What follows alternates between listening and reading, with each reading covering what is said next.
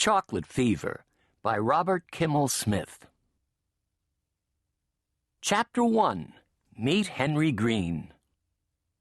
There are some people who say that Henry Green wasn't really born, but was hatched, fully grown from a chocolate bean. Can you believe that? Anyway, this particular Henry Green we are speaking of was really born, not hatched, and had a wonderful mom and dad in the bargain. His father was tall and lean and wore eyeglasses, except when he was sleeping or in the shower. Mama Green, whose name was Enid, was a short, slim woman with blue-gray eyes and a tiny mouth that always seemed to be on the verge of a smile. They all lived in an apartment in the middle of the city, along with Henry's older brother and sister. Mark Green was 10 and tall and very good to Henry, except when they would argue, which was often, and then he would hit Henry on the head with anything that was handy, which sometimes was hard.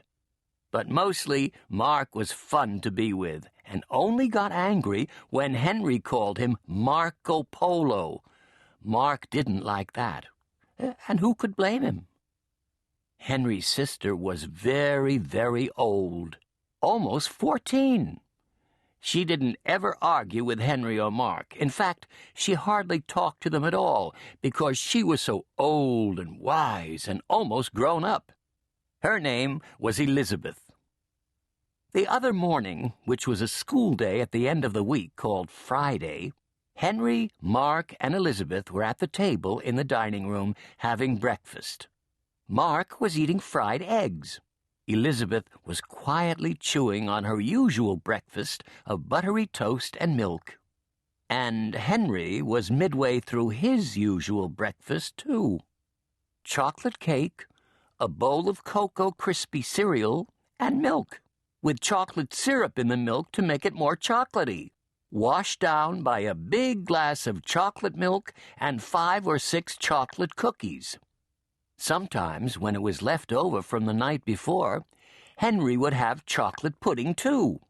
And on Sunday mornings, he usually had chocolate ice cream.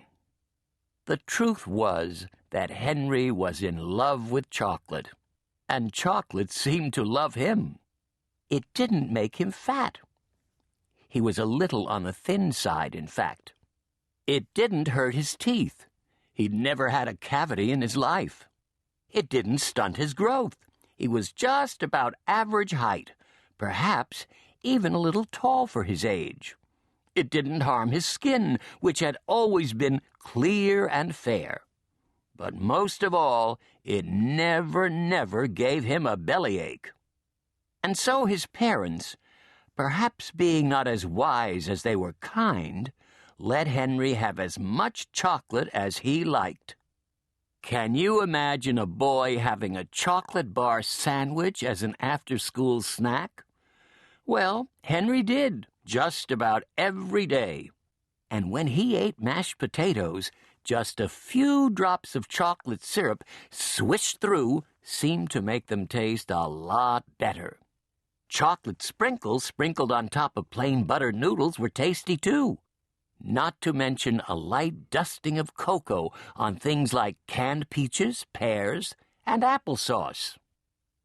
In the Greens' kitchen pantry, there was always a giant supply of chocolate cookies, chocolate cakes, chocolate pies, and chocolate candies of every kind. There was ice cream, too.